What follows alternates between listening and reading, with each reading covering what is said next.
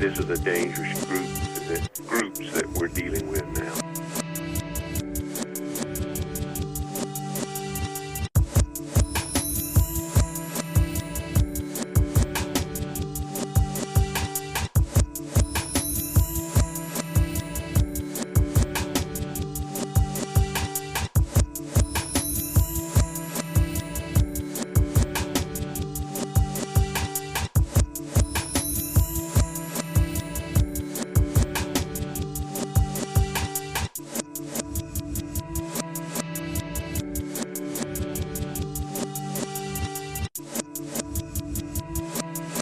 This is a dangerous groups that we're dealing with now.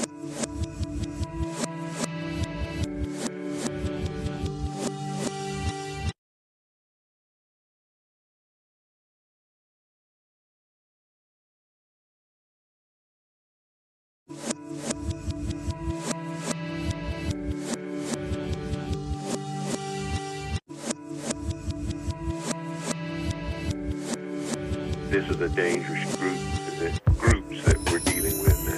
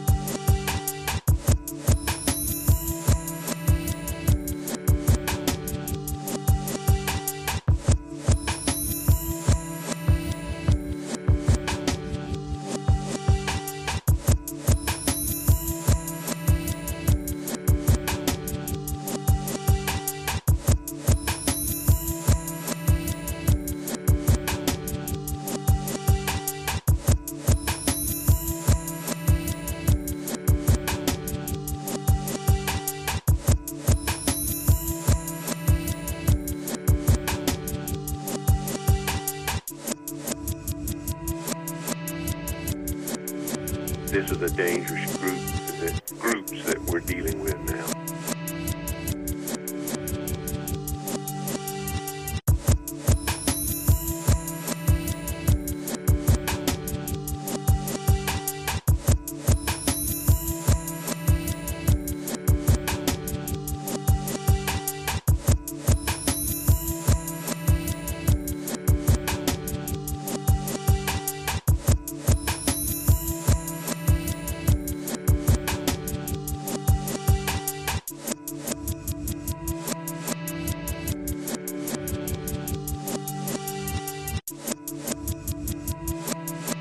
This is a dangerous groups that we're dealing with now.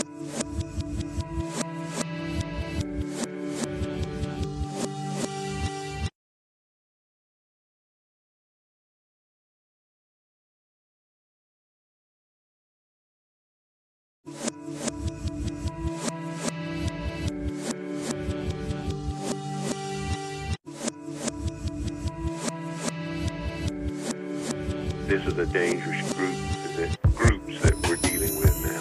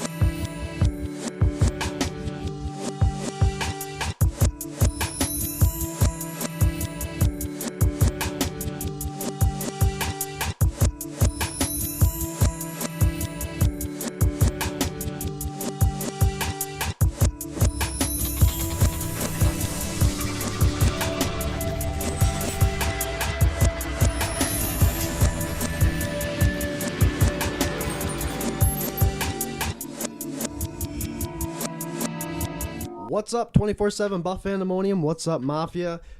Welcome to Scott and Swank's pre-draft show. We have a special guest with us today. He's always special. He's been on our show before in the Sunday sessions. He's part of the show on Sunday show, man. Right. Come on, he's man. the little attached, taped-in figure that we have down there. Plus Ryan Thomas.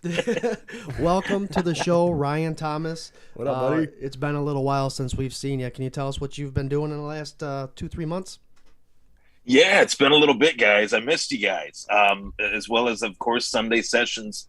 I've been busy. I have a radio show that I'm doing in Lockport, right outside of Buffalo, doing some sports, some news, and I've obviously been building my podcast as you guys have been, on the content creating grind over the course of this, quote unquote off season. I always say there is no off season when it comes to the Buffalo Bills. Every day is a Bills day, in my opinion. So, I'm looking forward to being back on with you guys, and it's draft week. We're inching closer to the 2022 NFL draft, and I'm pretty excited.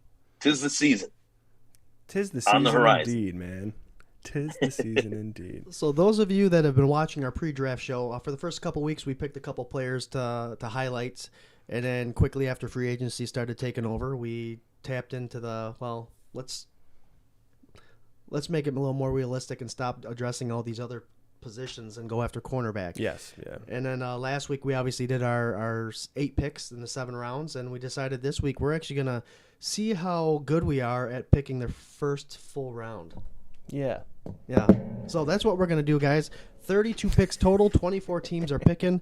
We're adjusting the mic here because I tend to back up. Real fast, here's a peek behind the curtain. Scott's here live in studio. Let me check this out. Oh, my God. It's right there. Yeah. And then Ryan, we got him coming in through Zoom. So if you don't know anything about me, I like to do everything I've never done before an hour before we do it. And it's very stressful but rewarding when you get it figured out, So Scott's not used to being in studio with me using like real microphones hooked up to real mixers. So there's a thing called popping your peas. Oh, so you sounds dirty. Tease peas. You can't pee putting to here.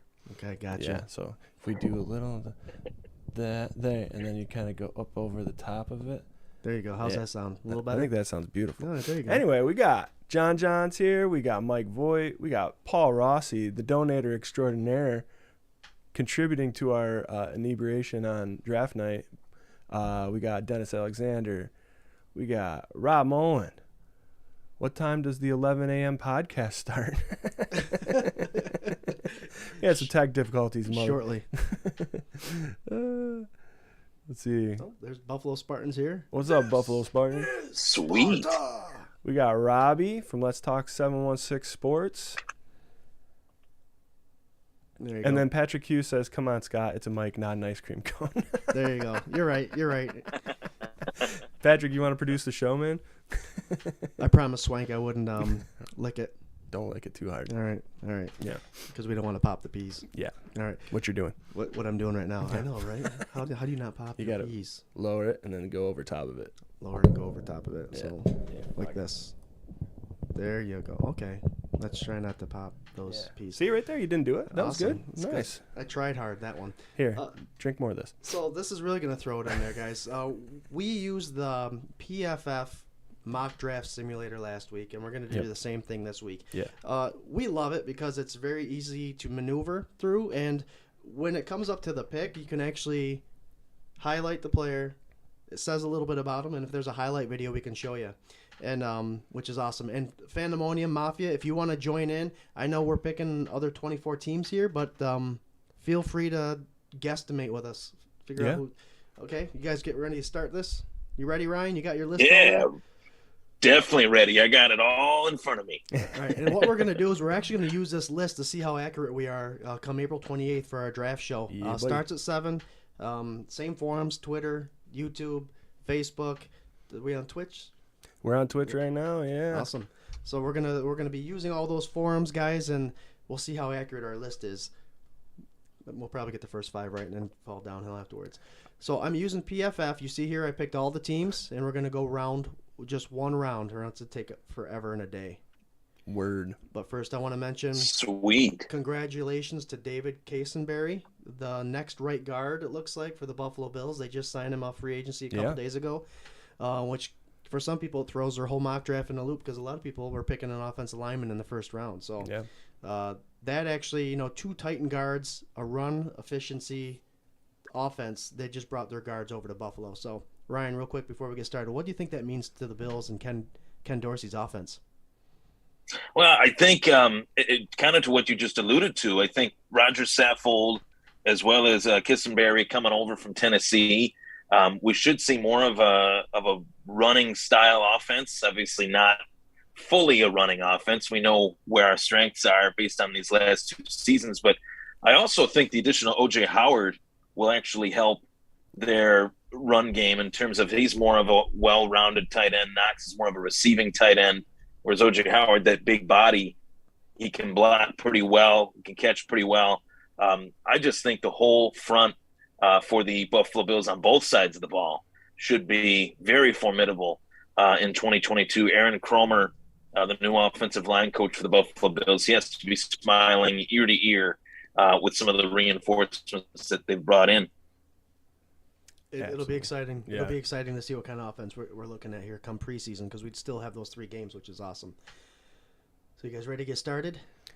Sure thing. Ready to rock. All What's right. up, Paulette? 1 round, every team. Here we go. Enter the draft. All right. So for the first 10 picks, I always say, and we've said this on the show, when you're picking the first 10, a lot of times you need to get these guys that are going to make the difference. You pick in the latter 10, 15, it's a lot of times could be luxury picks. You have to improve. You're here for a reason. Your record wasn't that great. You did bad in the division. You're all around not that good, and you need someone that can make a difference. Some of those players include tackles, edge rushers, quarterbacks. Those big decisions are the most important ones, I think, in the first 10. And what happens is a lot of these teams, they get caught up in wanting to. I gotcha. They get caught up in wanting to go for the glory pick instead of the necessity pick. So for me, the first round, Jaguars, they honed in on their offense last year, getting Trevor Lawrence, Travis Etienne. They got wide receivers, overpaid Christian Kirk, overpaid Zay Jones. They also brought in Evan Ingram. I'm thinking defense. Aiden Hutchinson's being dubbed as the next Bosa brothers. So I think this is a gimme. I also believe they should get a tackle. So I am kind of up in the air here based on those 2 positions. What are you guys thinking here?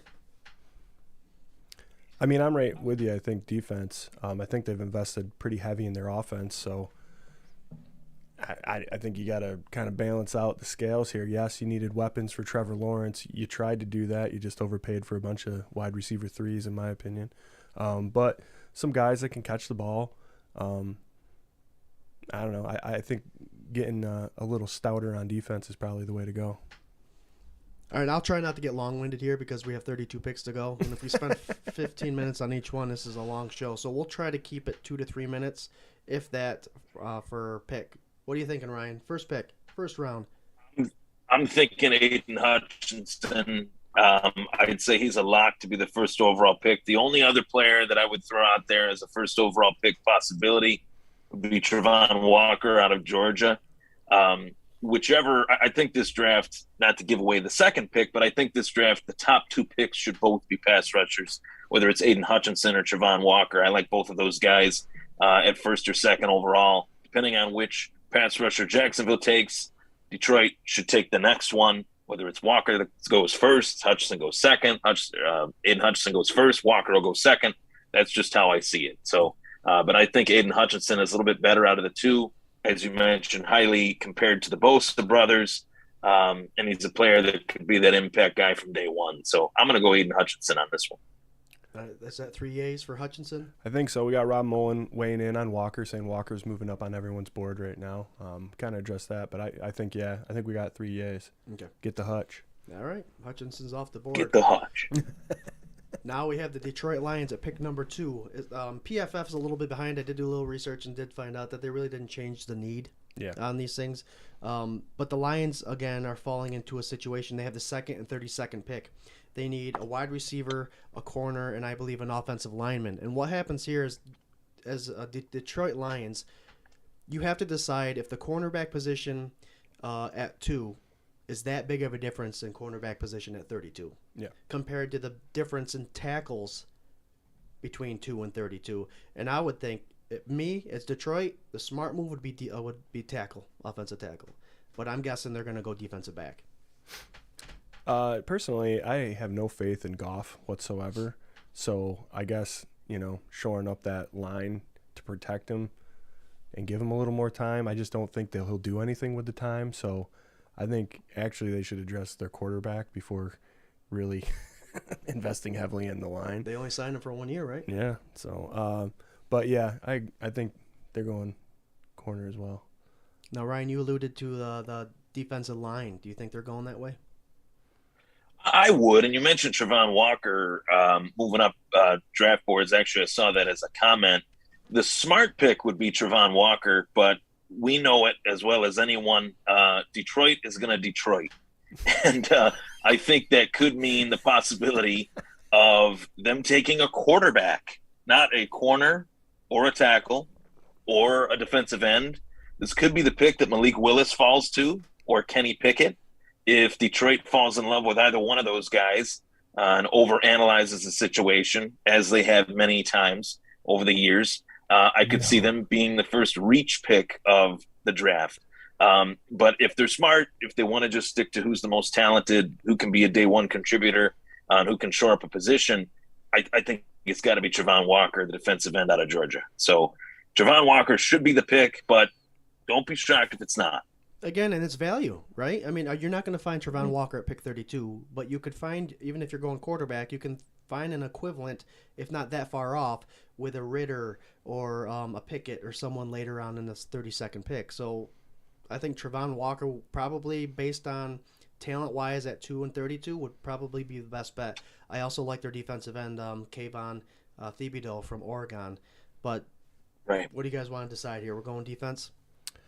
I mean, with the Phantomonium weighing in here, Rob is saying that he thinks there's going to be a run of 3 or 4 Ds in the first 4 picks. Walker, Hutch, Thibs to Houston, and Jets taking Ojabo with a typical Jets reach, he says. Right. I mean, I can see that with all those teams. I mean, all of them are, like the Jets and Houston, obviously in a huge rebuild. You would think with the Jags, they should be on the uptick. And then Detroit, like you said, man, Detroit's going to – Detroit – I almost dropped an F-bomb. It's too early for that. But, yeah, man, I think shoring up a defense on a crappy team is never a bad idea, right? Right. Like, so keeps you in the game. I think I'm right there, Walker. We're going Travon Walker? I'll agree to that one. Let's fire away. Yeah, Travon Walker, I'm feeling that for sure. Let's do it. Houston Texans are up with the 3rd pick. I have a whole bunch of stuff here. They acquired offensive linemen. They lost a safety, a corner, a safety. So to me, it seems like they may need defensive backfield. But I also have them going after the next best edge rusher or tackle. So for me, the next best edge rusher would be Thibodeau from Oregon. And then depending on what kind of offense you're running, there's 4 tackles out there that are pretty impressive. Cross, Ikwanu, Evans, and Penning, an old teammate from, I believe, what's our tackle's name? Spencer Brown. Mm-hmm. His teammate, 6'6", big guy again, aggressive player. It could be any one of those players. But me personally, I think they're going to go Thibodeau. What do you got, Ryan? Oh man, that is a good pick, but to me, I think this is one of those picks. If I'm the Houston Texans, if I'm just Ryan Thomas, general manager of the Houston Texans, which I'm not, but if I was, I would say that this is a pick for the Houston Texans where they have to get, I would say, the best player regardless of position.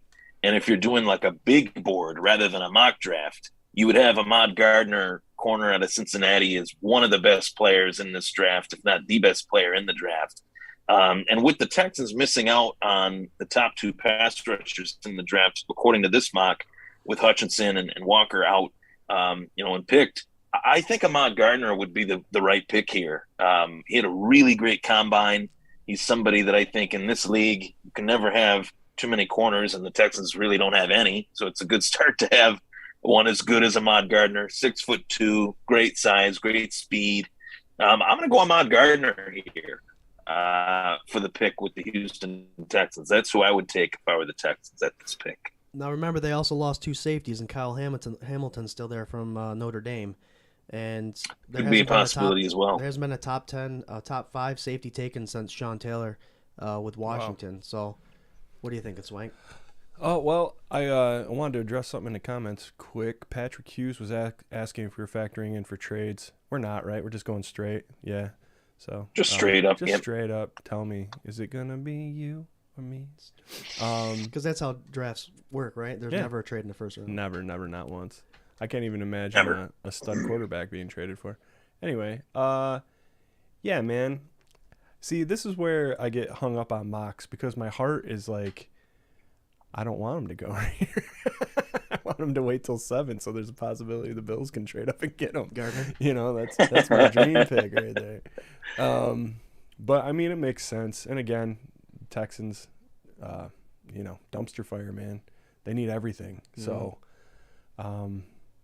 but again, going with that whole philosophy I just stated. I mean, if you're rebuilding, there's no harm in shoring up the D to try and give your offense a fighting chance. So, yeah, man, it makes sense. I'd say sausage. Where are you going with this? What was your thing? You know what? I can't remember. I was going with though, defensive line. I was going defensive line. You know, and the first 10 picks, like I said, it's usually a position where you need to improve your team, not just help add a toy. Yeah. And we always say interior offensive line and defensive line is best way to start. Trenches. That's why I went though. But I can see Ahmad Gardner going here. There's a reason why these guys are picking in the bottom, and it's usually because they're not making the best choices. So, are we getting rid of our guy here, Ahmad Gardner? Sounds good to me. I feel like that's what I would do. Just saying. Now we got the Jets, the dumpster fire. A team that's been known to just not make their fans happy with the draft. They tried shoring up their offensive line. They brought in Lincoln Tomlinson. They brought in some defensive players, a tight end, and Uzoma from Cincinnati. They did lose Marcus Hayes, a safety, and an offensive tackle, Morgan Moses. Now, for this pick, the smart move would be the best offensive line on the board. I know a lot of mocks have them going after either Stingley or Gardner, but again, like we've discussed, not the smartest decisions have been made this early in the round. My choice was best lineman available, and I like Ikem Ekwonu for this position, tackle. NC State. Where are we going, guys? Ramon says Thibs goes to the Jets. He also said Johnson is a stud defensive end, exactly who the Jets should take. Jermaine Johnson from Florida State University, yep. Patrick Hughes says the Jets should draft Leon Sandcastle. You know who that is? No. Deion Sanders made a funny NFL Network thing last year, and his name was Leon Sandcastle. Oh, really? Yes. Dude, you can't pull That's so funny. You can't pull out B-side draft jokes on me. You know how I am, Patrick. Swank was just looking through the draft board, seeing who the hell this guy is. Yeah. Oh, did you ever used to watch The League when it was on? No. Oh, God. Ryan, did you? Yes, I did. Oh, man. I used to love great. when they would do their draft, and the first episode of the season was always like the draft of the new season. And this character Andre, like he was notorious for drafting like players that were either retired or like out of the league. Like it was super funny. Yeah, I mean, again, I'd say line on either side, man. I think they should go running back here. What would make them worse? They grabbed the running back last year pretty early, and he's a pretty good stud. But I can see them doing that again. Let's remember, their new coach is a defensive-minded coach. Mm-hmm. So they have 2 picks in the first 10 rounds. They very well could pick 2 defensive guys. Sure. Which would be irresponsible, and he would be looking for another job in 2 years. Yeah. What are you thinking, Ryan? To follow suit with what you were saying as far as Ikem Ekwonu going offensive lineman, just to play devil's advocate and deviate away from Ikem Ekwonu, who I do really like. Another lineman that I like in this class is Evan Neal out of Bama, Big kid. which I feel like he's watch him on the tape. He's 360 pounds and he moves like he's 150 pounds. Wow. He is a very fast lineman. As far as moving, pulling as a guard, he's a smasher of a tackle, whether he's on the left or the right. He's moved around pretty well for Bama over the course of the last few years, and I feel like they have done a really good job. I will say the one area that the Jets have done a really good job in, they take their quarterback and Zach Wilson. Next year they take Mekhi Becton. They went out, they did get Laken Tomlinson, as you mentioned. But I think adding to that offensive line and making that offensive line set for the next, 5 years is a smart move, smart strategy. It worked out for Tony Romo in the later half of his career, and then it actually benefited Dak Prescott. And I mean, obviously, you guys mentioned that the game is won in the trenches, and first 2 picks being defensive ends, corner. With my pick with Gardner going to Houston. I like the Jets staying true to what they've already built upon, building a strength and making it even stronger, and taking Evan Neal or, to your point, Ika Mekwanu. I think that would be solid choice. There you go. There's the toss-up. Yeah, we got, let's see, Rob Mullen said Ekwonu is the best left tackle in this draft, NFL ready. Patrick Hughes says Jets should draft a kicker. LOL. Love it. Yeah. So I think we're all settled on O-line. Which guys are going to be, Scotty? Well, I'm just going to the split decision will be based on what the analysis says, and it looks like Ikem Ekwonu will be the guy for us. Okay, guys? You guys Sounds agree? good. Yeah. Let's go ahead and give it to him. That sounds good. Giants are up, and they're in the same situation, I believe, as the Jets were. I think they should address a tackle. Do kind of what the Bills did before they drafted Josh Allen and shore up some spots before you bring in your next quarterback next year, because I do believe the Bills potentially could be trading up to grab their 7th. So grab your line, secure your line, and it was either going to be Ikem Ekwonu or Evan Neal for me, and since Ekwonu is gone, I'm going Evan Neal here. But I wouldn't be surprised if they reached for a defensive tackle either. I would not be surprised. Devontae Wyatt's a guy I have in mind. Well, I mean, you got offensive-minded coach in there now, right? Yep. Who makes a lot of boneheaded decisions. So we'll see what happens. I think they could absolutely do that. Why not? Good. What's up, Ryan? I like it. I will say this could be a spot where we see a trade down. This is like the first trade down possibility spot in the draft. You could see the Giants trade down twice. I wouldn't be shocked in the slightest. Throwing another name out there that this could be a possibility. Trevor Penning, another offensive tackle.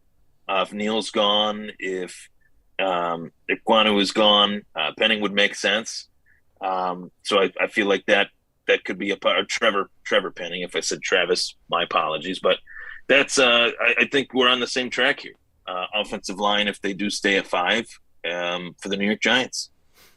That's interesting, because we were talking about the possibility of the Bills possibly coming up and taking that 7th pick and having them trade down to get more capital, but keeping their 5th so that they could at least get their guy. But I mean, trading back, stock. I mean, they could stock picks into next year. Yep. I don't know how strong the draft is next year for. It's a better quarterback class than this year. And if they're doing if Schoen and Dable are doing what we did in Buffalo, again, shoring up other positions and grabbing the quarterback you want. Remember, new coach, new quarterback. This is the route they should take. Stock up on some first rounders next year and bump up as far as you can get to get the guy that you want. Hell yeah. Yep. Yeah, that's my thought process as well. Tiebreaker goes to Evan Neal, guys. We okay with that? Let's do it. Okay with that. Yep. Carolina Panthers, quarterback or offensive line? They picked up some defensive line and offensive line. Ioannidis from Washington. They picked up Austin Corbett from offensive guard. They did lose linebackers and a defensive tackle. Daquan Jones is one of the guys that came to Buffalo. So I have the need. They also need a quarterback. Malik Willis is someone I can see going here. And they also need to protect their quarterback. So next best available will be Charles Cross or Penning for me. Smart move, Cross, reach for Malik for me. We got Rob Mullen said Carolina will take Willis or trade out of the pick. Mike Voigt says Carolina takes O-line. So I mean, Carolina's they're interesting, man. I don't know. That's about all I got to say. Well, top 5 quarterbacks over there in Darnold, right? Yeah, top 5. Well, top 2, right? If you're going back 5 years. Mm-hmm.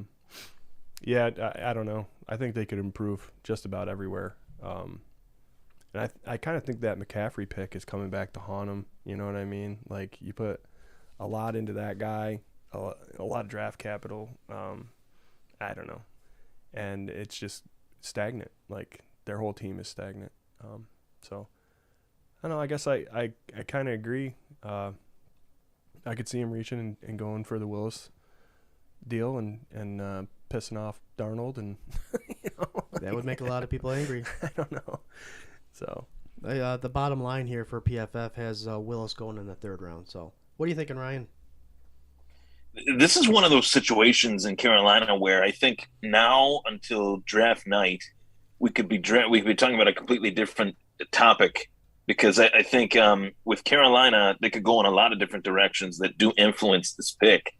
One of them being possibly signing the possibly soon to be released Baker Mayfield as a free agent. That could be in the pipeline. I've heard that a lot these last few days, that Cleveland is so stupid with what they did with Watson. They destroyed Mayfield's trade value. No one wants to trade what they're asking for Mayfield, so they might be forced to cut him. And Carolina would probably be one of the first teams that would bite on that, because they love taking, former first-round draft pick quarterbacks off of other teams' hands.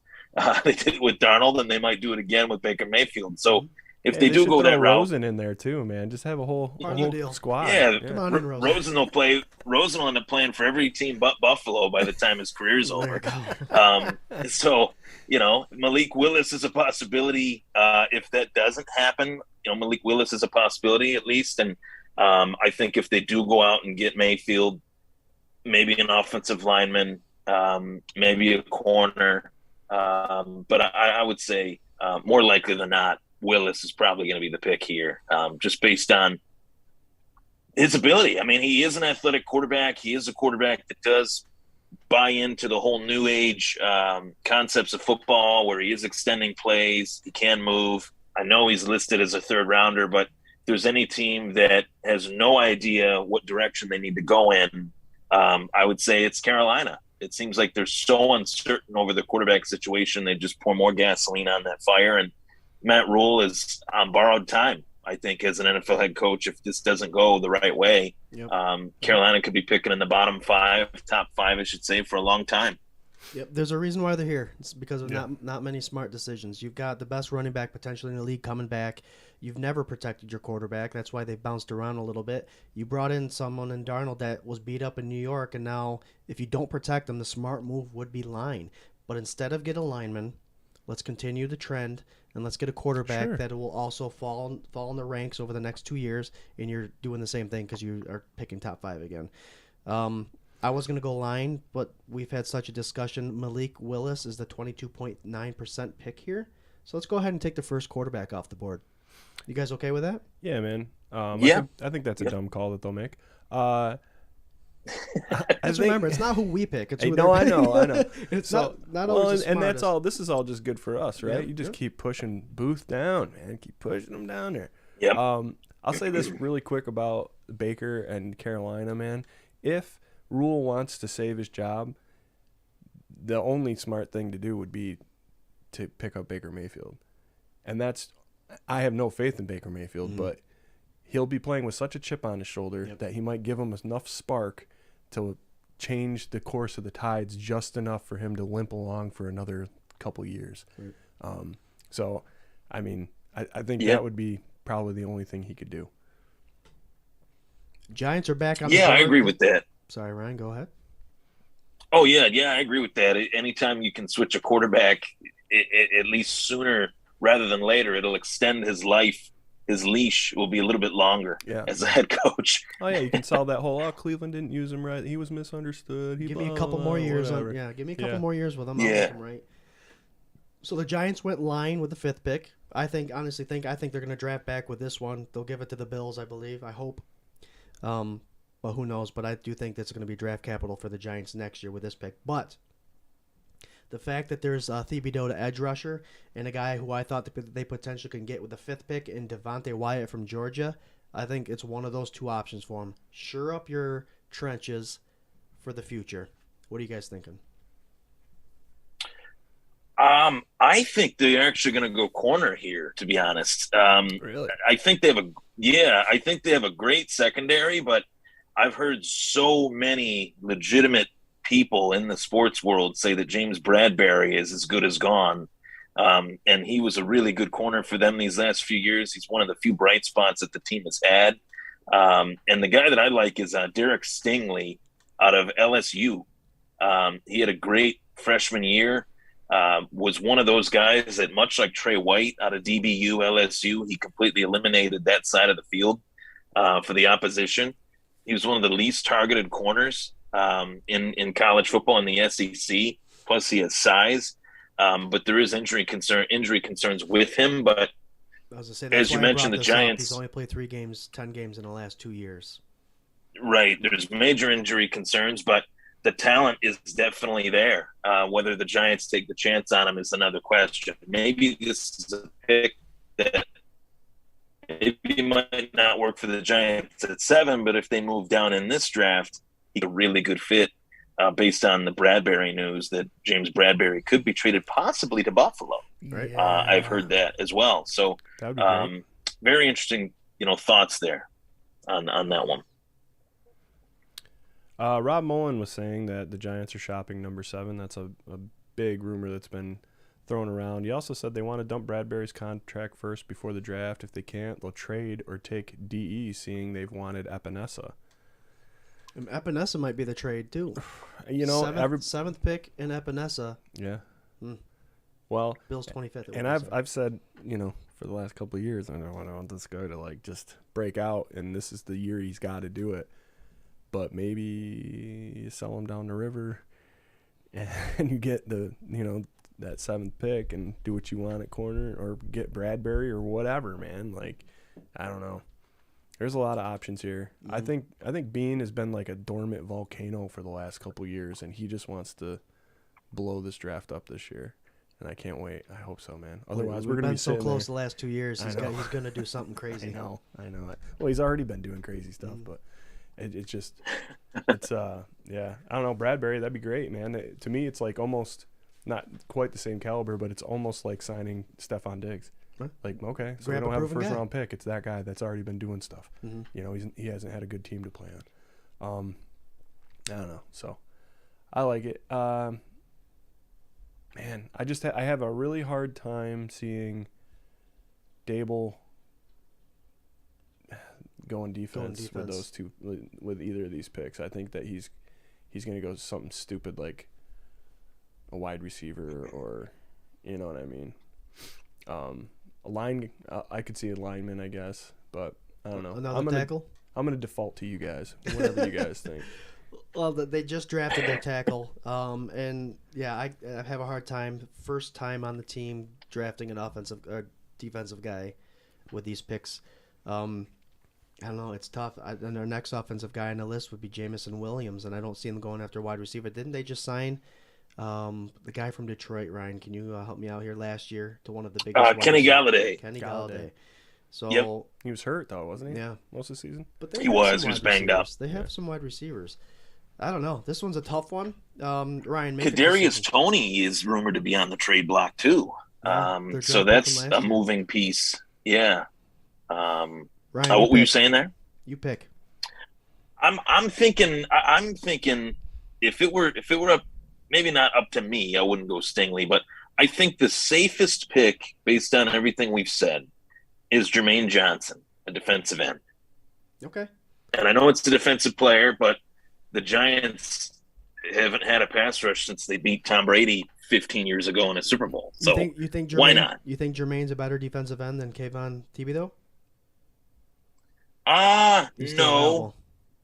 But he's still available. I thought you picked him. That's right. Yeah. Hey, if Thibodeau's still there, then that's the pick for me. All right. 100%. We'll go there. I'm glad I get to twist your arm on that one. I can't believe he's lasted this long, to believe it or not, but we'll give him to the Giants. They just shored up two offensive and defensive line. Smart move. There you go. Atlanta Falcons up, guys. They acquired Mariotto, their cornerback, Casey Hayward, wide receiver Tate from Cincinnati, and Rashad Evans, the Titans linebacker. They did lose Matt Ryan. He went to the Indianapolis Colts. But they have some wide receivers issues. Julio Jones is not there. Nope. And the young buck making some gambling decisions that's a long story, and I don't want to get into it. Wide receiver here. Yeah. I think the Phantom William agrees with you, man. Atlanta will go wide receiver. Should take Wilson, but reports suggest they love Williams' potential. Williams' potential, ACL injury this past year, so who knows? He's fast. Alabama wide receiver. Drake London is who I have on the top of my board, and I believe he would go there. But those other guys from Ohio State, Garrett Williams, Wilson, Chris Olave, what are you thinking, Ryan? I'm thinking Garrett Wilson as well. To the comment, I would say Garrett Wilson doesn't quite fit the usual mold of what Atlanta has drafted at the position. But I do feel like there is a lot of buzz around Wilson in Atlanta that seems like it started since the combine, and everything.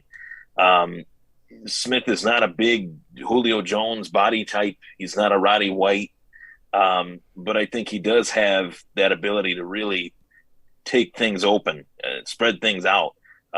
As a separator, he's a great run after the catch threat. And he's somebody that I really enjoy, I think, on that roster based on the issues that they've had off the field with Calvin Ridley. Calvin Ridley is a great receiver. I think he's somebody that doesn't really get enough credit as an underrated receiver in this game. I would hate to see his career, come to an end this soon. I hope he comes back for the Falcons and for the game itself. But they gotta go into this draft with the situation that they're in, and unfortunately, the wide receiver situation is what it is. I do feel Garrett Wilson would be a solid skill position player to pick here for the Atlanta Falcons. What's the pandemonium going there, Swank? Like I said, Rob Mullen said Wilson, but they like Williams. Drake London will fall to the Eagles mid-round, he says. Everybody's chirping wide receiver, man, so I guess. I'm going to go wide receiver. Yeah. I am, and Williams, I think, is the best wide receiver out of the crew, but the fact that he's injured, I think, knocks him back a little bit. So let's go Garrett Wilson. I am a fan of Drake London, though. I said top. I think Drake's top, but Garrett is the guy they're getting. Look at that. Just like that. Just like that. Just like that. So, did we take Malik off the board yet? Malik is still... No, Malik is gone. That's right. He left us. Seattle Malik's Seahawks. gone. Yep. Seattle Seahawks. This is very interesting because they traded away Wilson. They brought in Locke. Denver didn't really give him a chance, I don't believe. Is this the time the second quarterback goes in the draft? Who knows? They've acquired a lot of people, some corners, some line help. They got Noah Fant, the tight end, from that trade. They did lose a safety linebacker. Quarterback, O-line is the need. I'm guessing O-line is where they're going to go. I think Cross is still on the board, so I would give them Cross at this point. Charles Cross. What are you guys thinking? To play devil's advocate, just throw a wrench in it. I'm going to go Kyle Hamilton out of Notre Dame, a safety. They haven't had like an Earl Thomas type guy since Earl Thomas left a couple years ago. I feel like that's a really good pick for them, and it's a pick that Pete Carroll would be salivating over. That's somebody that I've watched for the last few years at Notre Dame on Saturdays, and he's an X factor, man. He's a ball hawk. He's a guy that's really, really aware of everybody. I'd say he's a middle linebacker type safety, which we've seen in our generation with guys like Ed Reed and Troy Polamalu. I'm not saying he's the next Ed Reed or the next Troy Polamalu, but you see that situational awareness from a player like Kyle Hamilton. I'll throw his name down as a possibility at this pick. And I think Carroll's a fan of those big safeties. You know, the Legion of Boom and all Yes, that he stuff. is. So, Yeah. what do you think it's like? Yep. Stingley's still available. No, that sounds good to me, man. You're kind of getting into my no man zone here. Like, I know those top guys that I hope the Bills trade for, and then I know those bottom guys that the Bills might get. And other than that, In the middle of the road. this is the Ryan and Scott show, dude. Middle of the road picks. It gets hard here. It does get hard It here. does, man. So, Well, I'll say this really fast, man. Everything I've read, and I've really tried to up my draft game this year. And actually, your brother gave me a little props on Tuesday about like, wow, Swank's not being an idiot this year about the draft. And I'm trying, man, but it's just, A, I'm so busy, but B, there's so much. And then I think the biggest thing is that this draft seems to be so much more unpredictable than any draft I can remember since I like really started locking in on it. I mean, I've been a fan of watching it and seeing what happens for years, but to actually be invested in players and to see like whatever, this is the first time in like 10 years, 12 years that I can remember not at least knowing the top 5 like in some sort of order. You're like, these 5 guys are going, and 95% of the time you're right. And this year it's like, dude, it's a crapshoot. Like, who knows? You know, like Jacksonville could change their mind where their need is, and that ain't the guy. You know, like I don't know. It's just there's players that could be pulled at 25, 26, and 27 that could leave at 8, 9, and 10. Yeah. Stingley's still available. That could potentially happen. Yeah. Trent McDuffie is a great corner. Andrew Booth is someone that we have going late rounds, but he's someone, depending on what's available, if there's a run on corners or run on wide receivers, anything can change at any minute. Yeah. That's what makes it interesting. Yeah, we have fun the first 5 picks during our draft show, and then the rest is just I don't know, best player available. Hand me some pizza.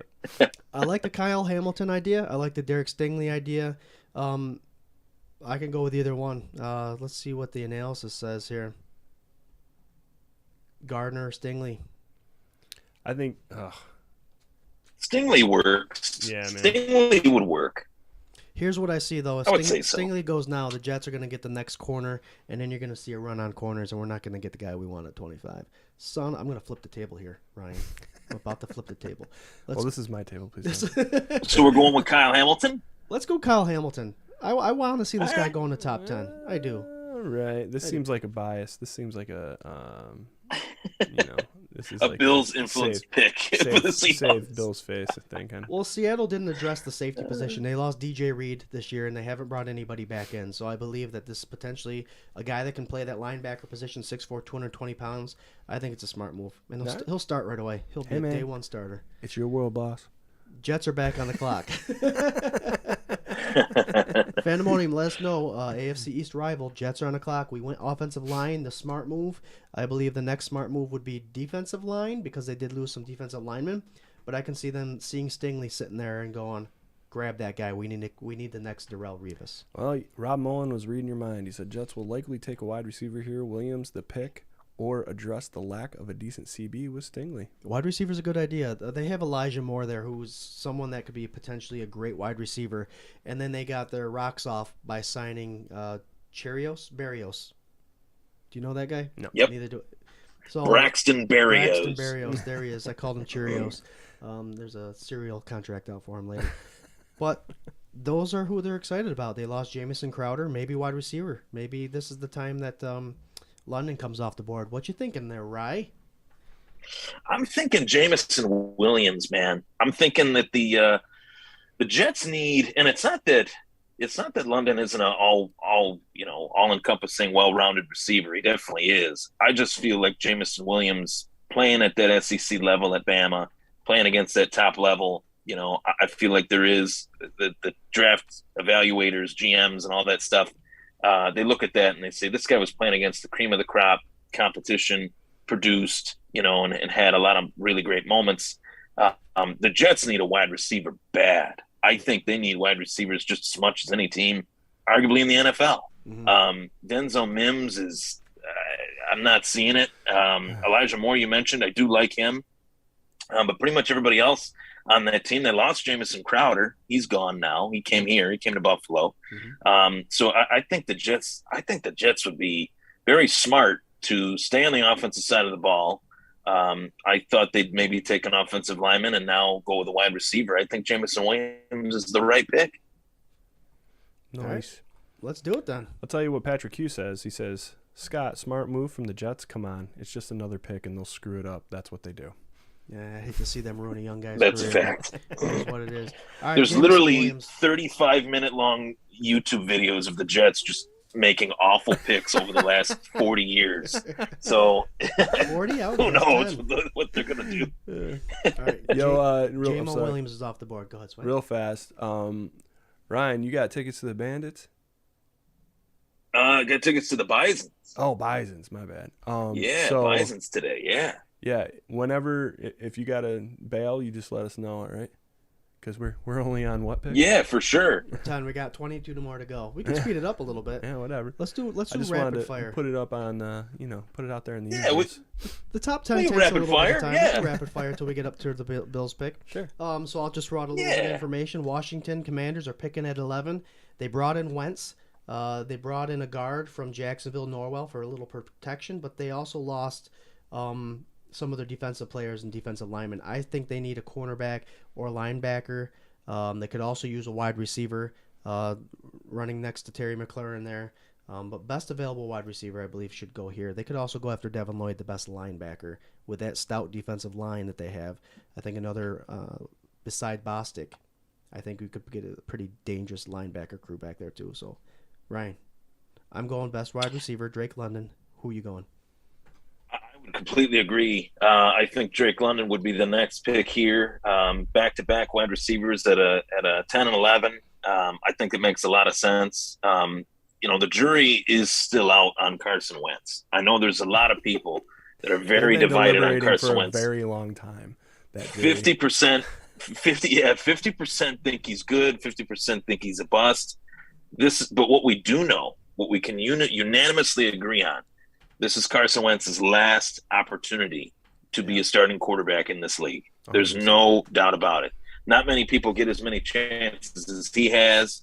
Right or wrong, fair or unfair, he's getting another chance, and you got to put some pieces around him to make him better. He's not the quarterback that is great enough to make the pieces around him great. He needs great pieces around him to make him good.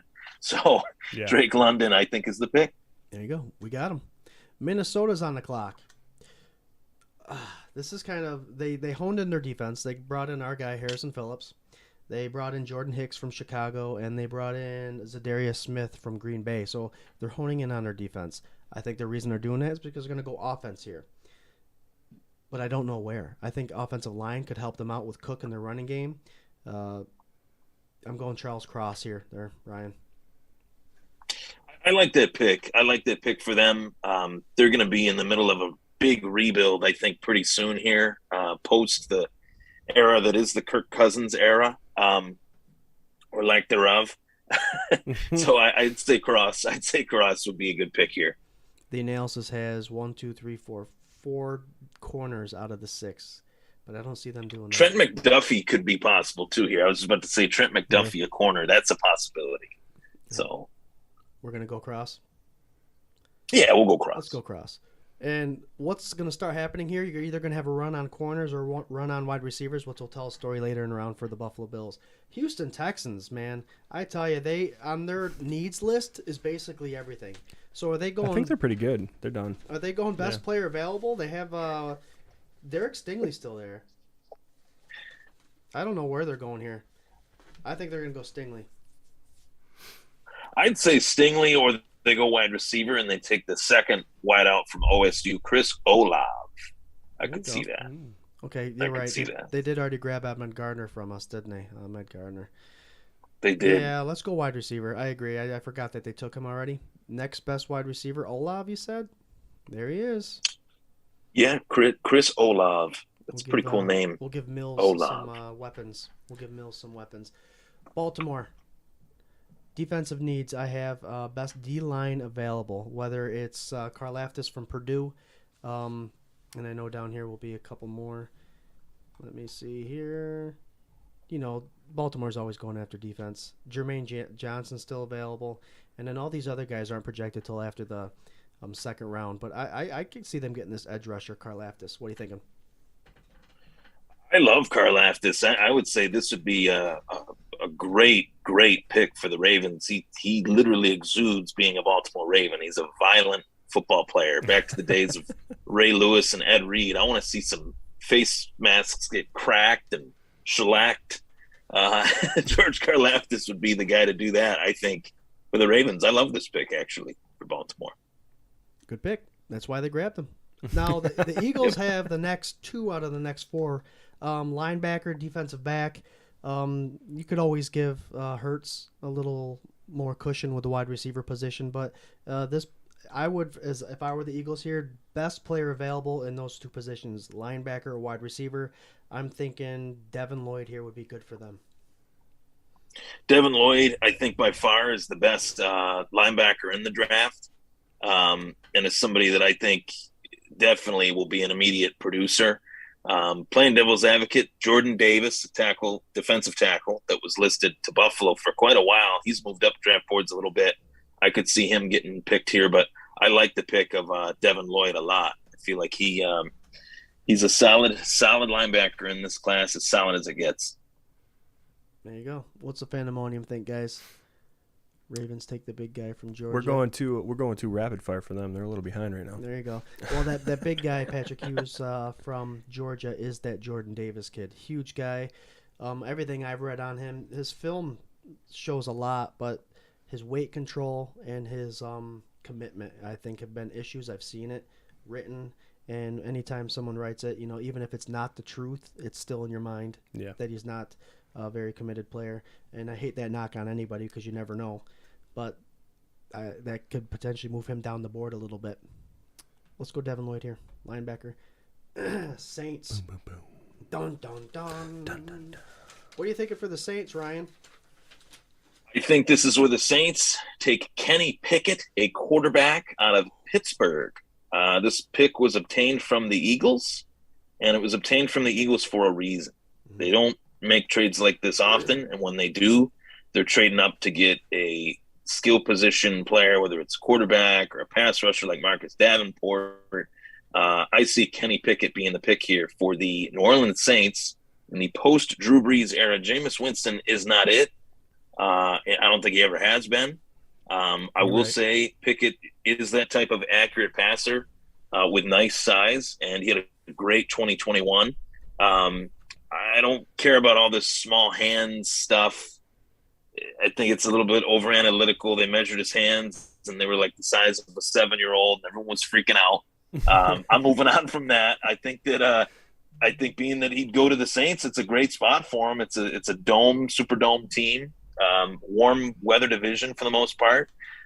So yeah, I think this is a great pick for the Saints. Kenny Pickett, Ryan, definitely 16th overall. You looked at my cheat sheet here. I did mention Kenny Pickett here because, the hand issue. He'll be playing in the dome, so he doesn't have to worry about the weather, at least for 8 or 9 of those games. So I went Kenny Pickett as well. You know what I never got about that? Like, the kid's been playing football his whole life. And he plays in Pitt. Yeah, so, it doesn't make sense. What are you talking about? If he can throw it, that's it. Mm-hmm.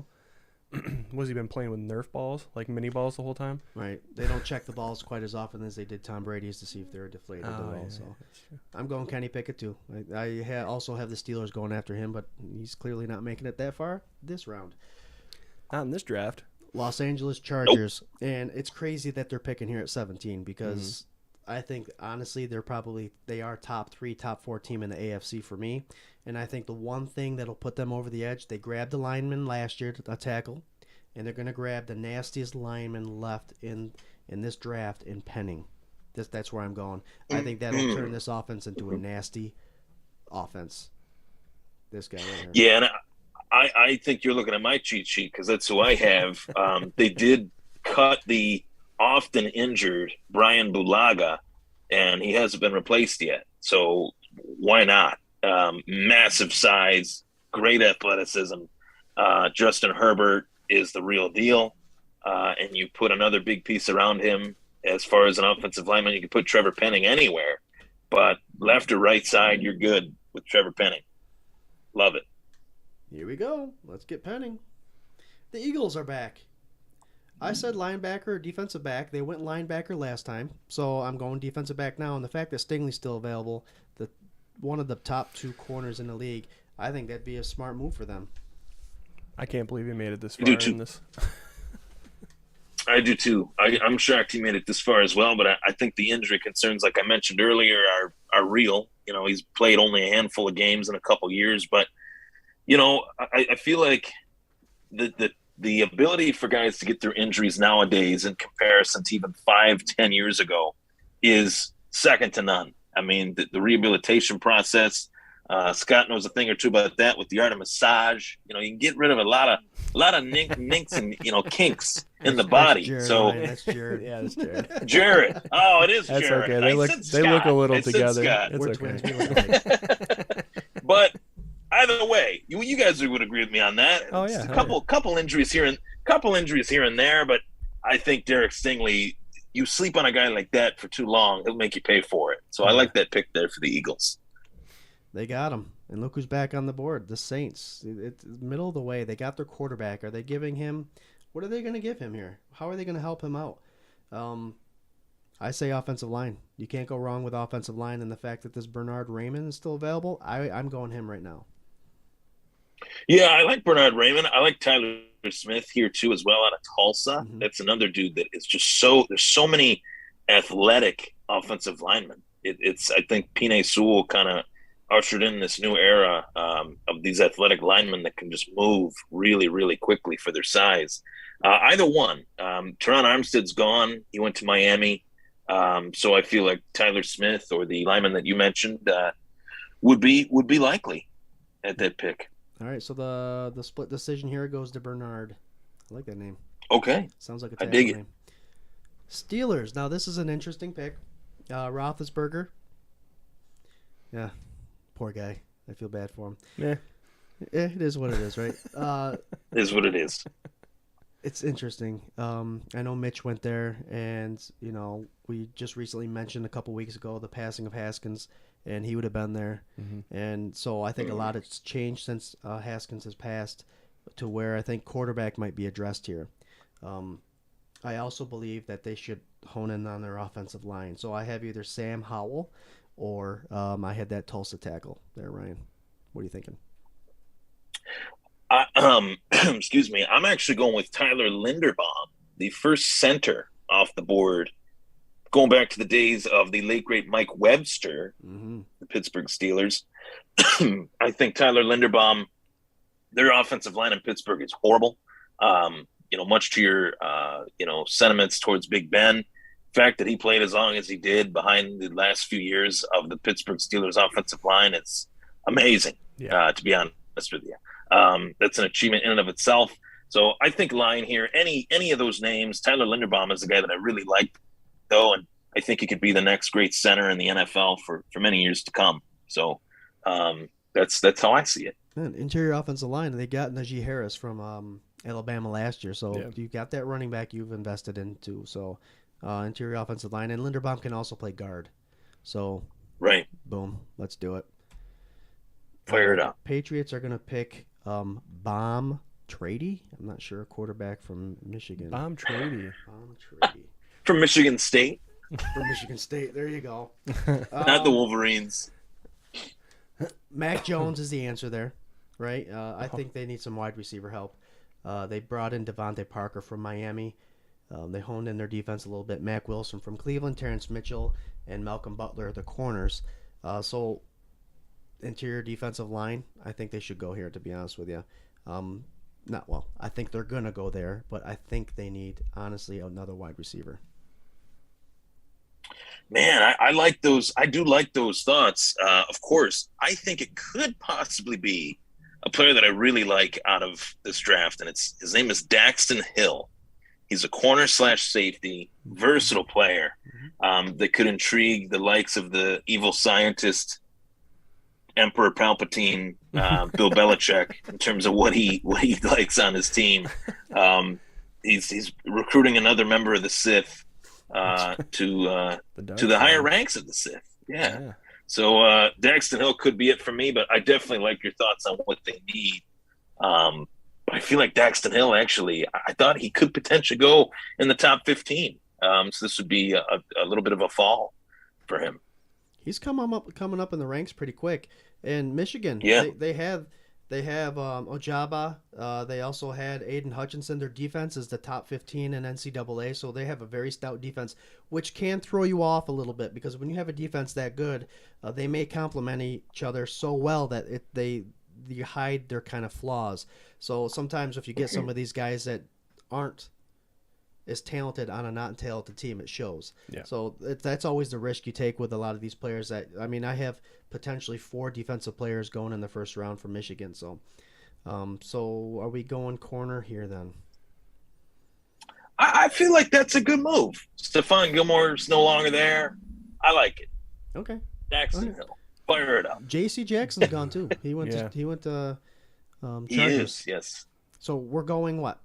Daxton? Daxton, I'd say. Draft Yep. it. There it is. Green Send Bay. With all that's going on, Swank, you think Green Bay needs a wide receiver? Yeah, I do think they do. I think they actually are one of those teams that need a whole lot besides quarterback. I think they could benefit from some offensive line, to be honest. Mm-hmm. I think Aaron Rodgers isn't getting any younger. And their defense has been kind of just vanilla, I think, like the last couple seasons. And they've lost a couple linebackers. Yeah. So you could go just about anywhere with the old Green Bay Packers. And that's the thing with the Green Bay Packers is they need help wide receiver. They need help offensive line. They spend all that money on their quarterback. They need help at the defensive end. I think that's one of the positions. So it's weird. Is Rodgers going to have a say in this? He shouldn't. And then you have to figure out, again, like we talked about in the first, second, or third pick, how far off are these second and third rounders in comparison? Is the drop off from wide receiver in the first round that much different than the third round? Yeah. The same goes for the tackles. The same goes for the defensive end. So I think we're going to potentially start seeing a run on wide receivers here. I see Sky Moore going right here for wide receiver. Give Rodgers some help. Yeah, I like that pick. That would be if Aaron Rodgers doesn't get a wide receiver, I think somebody's going to get tackled. Aaron Rodgers will turn into Warren Sapp, and it will be a short night for the elderly front office member that decides, hey, let's go with a corner or a defensive lineman. No, just put some pieces around him. I mean, they lost Devontae Adams. That's going to hurt no matter how you slice it. So I hope they go wide out here for Rodgers and for their future. It's crazy to me that but you're not really doing it for Rodgers' future. It's for Green Bay's future, right? For Green Bay's, yes. Because they haven't drafted a first-round receiver in like 15 years. No. Well, maybe even more than that. Yeah, that was one of his bitches when he was holding out or whatever. But also, I just don't know what to trust with Aaron Rodgers, man, because he wanted Adams to stay too, right? Like publicly was saying like he wants Adams there, and then he takes this huge contract that just leads to Adams leaving. Like they couldn't afford it. Prevented him from staying. Yeah. So it's like, what do you want? You just want a bunch of rookie contract, first round pick wide receivers around you, I guess. But anyway. Yeah, cool. I hate to interject, but this is the moment where I gotta part ways with the boys here. Bro. Scott and Swank's pre-draft show. Yeah, but I will say as well, thank you guys for having me on. I miss being on with you guys very much so. And if we're getting to that just sound bar of the show, that sound bite of the show as I make my exit here, the Buffalo Bills, man, I feel like despite being in the 25th overall pick, if everything went to how we've talked about this draft, I feel like there's a lot of players still available that would be very, very good for the Buffalo Bills that could last. Guys like Andrew Booth Jr., Trent McDuffie. If New England doesn't go with Daxton Hill, that's a potential spot. I think losing Levi Wallace, we talked about it before, it hurt more than people think. You know, I think that needs to be addressed, and you never know what version of Trey White you're going to get when he comes back. So all I know is I'm pumped for this draft. I'm feeling like the Buffalo Bills are in a decent spot according to this mock. So I'm interested to see how you guys shake it out. And, with the rest of these picks here, I'll be sure to tune in and chime in. And I appreciate you guys having me on the show. Hell yeah, man. Anytime. We love having you, man. We miss you. Yeah. Can't wait to start doing Sunday sessions again. For those who don't know, Sunday Sessions is our pregame show. So when the games start, you'll see the three of us again. Yeah, hell yeah. And don't forget, we got that our draft show Thursday. So call in or Zoom in or something, man. We'll chat for a while. Yeah, I'll be sure to chime in. Guys, it was an awesome time as always. You guys take care and go Bills. Go Bills, brother. Go Bills. See ya. All right, we got 9 more picks. Yeah. We got 9 more picks. You think the Cardinals are going to get a quarterback with Kyler Murray doing what he's doing? I don't know, man. I don't think so. I think they would be dumb to do that. Just because he's just being whiny. You know, I don't really see him going anywhere. Do you? No. Yeah.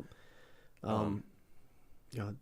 Yeah, I mean, I think they're kind of a paradox in a similar way that Green Bay is, except for they're like just kind of like okay everywhere.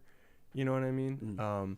Obviously, Kyler Murray is a talent, but he hasn't gotten him over the hump. I think he's going to be one of those quarterbacks that we look back on being like, oh, like we thought he was going to be this, but he never really just made it over that hill, you know. And, you know, you got a killer wide receiver. They went in on Watt, which didn't really pay dividends. You know, so I guess you lose Jordan Phillips, you lose Watt or whatever. Watt's banged up. He's aging. Like, maybe you go D-line here. What do you think? That's what I got. I got the best interior defensive line available. And a good thing for Arizona is that the 2 Georgia guys are still available. Devontae Wyatt at 6'3", 304 pounds. And then the guy we spoke about earlier, in Jordan Davis, defensive interior, 6'3", 341. They have their choice with this. They really do. And with, let's see what the analysis says. They are going Devontae Wyatt more times than not. So we're going to go ahead and give Arizona Devontae Wyatt. They can't go wrong, I don't think. If the work ethic is true, this would be the way that you would want to go with Devontae Wyatt. The Cowboys are up. Cowboys, they lost their wide receiver. But they also lost. They need interior offensive line in line. I think you need to help out the run game. I think you need to help out Dak Prescott. They can address the wide receiver position in the later rounds. I think the drop-off with interior offensive line after the second, I know Dylan Parham is projected to go in the second, but I don't think he'll be available for the Cowboys. So do it now. Zion Johnson is still available from Boston College. I think he'd be a great choice. Thank you, Swank. For that line. And we all know the Dallas Cowboys are all about offensive line. There are a couple wide receivers available, but a lot of the fast ones will still be available in the 3rd and 4th round. So I'm going to take it right here. We're going to go Zion Johnson for that. Was that Cowboys you said? Yep. Okay. So here's the thing, Swank. Our first mock draft, we actually grabbed Andrew Booth Jr. I did not think Trent McDuffie would be available here. And as much as I would like Andrew Booth Jr., Trent McDuffie, and this is what's impressive about him. Look at his quarterback passer rating against. 52 and 52. That is very impressive numbers. 5'11", 193 pounds, not bad size. If he was gone, Andrew Booth is definitely for sure the pick there. But the fact that Trent McDuffie's still available, it's a no-brainer for me.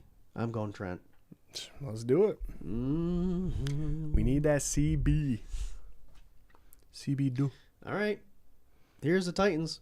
They just lost both their linemen. I think they're both playing for the Buffalo Bills. They're both their guards. There's 2 guards that are available. This wasn't my decision last week, but now that they've lost those 2 guys, I was going to go edge. But now I think the more important need would be that interior offensive line. And a guy that we did mock draft a couple weeks ago, Kenyon Green, is available. So do it. Is that a no-brainer as well? I think so. And here's Kenyon Green from Texas A&M. Very big guy, leverage, strong, good with the run. So I think that fits right into their wheelhouse. The hated Tampa Bay Buccaneers. Jeepers. Tight end. They lost Howard. Gronkowski's getting older. Brady Is loves... Gronk coming back? I don't know. Yeah. I can't remember. Brady loves his tight ends. Yeah. And one of the best tight ends coming out of a draft in a long time, and Trey McBride, is available. They could wait a little longer to address the Likely, guy that we mentioned earlier this week. Where is he? Isaiah Likely. He's not going for at least a couple rounds. So I'm actually going first tight end taken in the first round, Trey McBride, for this one. Yeah. Sounds good to me. All right. We're cruising through this, guys. Cruise through it. Green Bay Packers, we said that they needed to address a few things. Wide receiver, line, defensive help, especially with a defensive line. And we have a couple guys available. Jordan Davis is still available for them. Nakobe Dean, linebacker. The analysis has them going after wide receiver, but we already got one. A couple defensive edge rusher and Boye Mafe, and then 2 tackles. So let's see what's available as far as top. The Tyler Smith is still available, which would be a good pick for them. Yep, let's protect Aaron Rodgers here. Do it. And we're not cruising through it because our Bills picked and we're excited about that and the rest of the show is over. But We're just going long. hey man, we're going with what makes sense here. Yeah. Chiefs. See, I have a few things for the Chiefs. They've lost a couple players. Obviously, their star wide receiver. Yeah. They lost a couple defenders. And Tyrann Mathieu, their safety. Their cornerback, Jadavius Ward. Defense. Which he hasn't signed anywhere yet, right? No. Nope. So I have a defensive end or a cornerback going here. I'd hate to see Andrew Booth go to them, but I mean, best available between that and an end, I would think Booth is the guy, right? right. And they also have the very next pick too, so they can. It doesn't matter what order they go into. I think they have to pay the first guy maybe $20 more. Yeah. So Booth is going here, and then we'll find out who the next defensive end. I think it might be Jermaine Johnson. That's a steal right there too. Unfortunately. Sweet. Their defense is going to get better. And that's what basically, you watch the games, Mahomes is Mahomes. He does Mahomes things. I personally don't think he's really that good if he stays in the pocket, but you just took away his weapon. Defense has always given up the scores and kept the games close. So hone in on that defense. Jermaine Johnson, I think, is a good pick here. I'm surprised he lasted out of 15, but he's a good size, 6'5", 254 pounds. Well, granted, he's playing Syracuse here, but they still gotta play the games, right? Play the games you're dealt. Yeah, I mean, I don't know. Everything with the Chiefs, all you hear about is the Bills and how they need to build their team to beat the Chiefs. But while that's happening, it's not like the Chiefs are standing still. You know, they're trying to build their team to keep up with and to continue to beat the Bills. So I think if you have a good corner and you have a pass rusher that can, you know, try to get at Josh Allen, and that's what you need to do, because they got to keep pace with us as much as we're keeping pace with them. Agreed. Cincinnati, Super Bowl champs. No, not Super Bowl champs. Boom, they lost. Man, oh, man. You just bummed out like 3 people. So here's the thing. They had to get their offensive line fixed. Burrow got sacked a whole bunch of times. So they went ahead and grabbed Ted Karras from New England and Lyle Collins from the Dallas Cowboys. So I think they took care of that. Their defense is what kept them in those games, I think. Yeah. And I think they're going to continue. They also lost their tight end, Ozuma. But I think they're going to go ahead and continue because they got their offensive line. I think they're going to go after the best defensive player available. And you can go linebacker with Nakobe Dean here, or that big, huge Georgia defensive interior lineman by the name of Jordan Davis.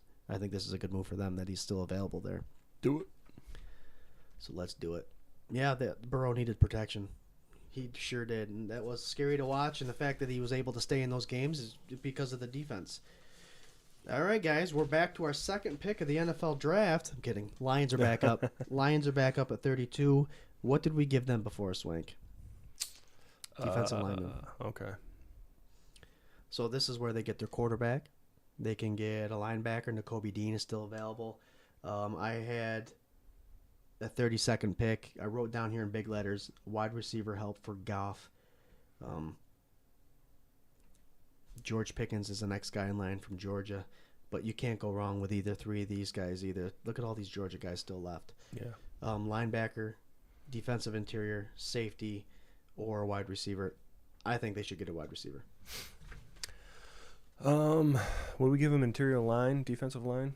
Is that what we gave him? Yeah, I mean, you got to start building for somebody, whether it's Goff or not. So I'd say wide receiver or offensive line, whatever's best available, and whoever that is. And George Pickens is the best available. I think our next lineman isn't coming off until Abram Lucas, a guy we like for our second-round pick. Yeah. Okay. There it is. George Pickens. Now, I know PFF doesn't give us a grade, but I think we did pretty darn well. Yeah. We're going to pull this up for our draft show on April 28th, guys. It starts at 7. The draft will go from 8 to whenever it's done. But this is the list we're going to use for who we think they're going to get. Maybe we'll switch it up a little bit. Who knows? A lot can happen in 4 days. Sure. But no, it's fun doing this. PFF has an amazing mock draft simulator that you can use. It's fun. You can pretend who your player is going to get. I'm happy that the Bills were able to land Trent McDuffie with the 25th pick. And that just tells me that the corners weren't flying off the board like I thought they would, which would mean at 57th pick in the second round, there might be someone that's worth taking as far as cornerback, one pick right after the next. I'll take that. corner. All right, Fandemonium Mafia, thanks for joining us today. Special thanks to Ryan Thomas. He'll be joining us on Sunday sessions again when that starts back up. Yep. But no, we had a lot of fun doing this mock draft stuff. It's a fun time of year. These gentlemen's lives will change forever, and we get to witness it firsthand. Like I said, we will be going live April 28th, 7 o'clock. We're going to eat some food, drink some beer, talk some Bills football, and we're also going to have the phones open. Hell yeah. So if you're a Bills fan, if you're not a Bills fan, you're a Steelers fan, call us up with your Steelers pick, and we'll have that conversation with you. But until then, Swank, you have any final thoughts until Thursday? There will not be a Tuesday show this week. No Tuesday show this week. But we will have also on Thursday, Buffalo Spartan and Lady Bills will be zooming in so that we can check out what the hell the draft looks like in Vegas. Excited for that. Excited just to hang out with you guys. We're all going to be live and in studio. So hanging out together, which is always super fun. Mm-hmm. And yeah, you can always check us out Tuesdays, except for this Tuesday at 8 p.m. for the K-Gun Report. And we're going to keep Sunday shows rolling. We'll see what it looks like after the draft. Maybe we'll take a week or two off, but then we'll come back and get back on her with some sort of Bills content to fill that lull before before training camp starts. So I was telling Sarah, man, it's like the draft is like the most exciting thing, and then they have like rookie camp, and you get to see all the pictures of them showing up, and then there's like mini OTAs, and then there's like nothing. Nada. So enjoy this, and yeah, can't wait to hang out with you guys on Thursday. Yep. Again, thanks Mafia, thanks Fandemonium, and until then, go Bills. Go Bills!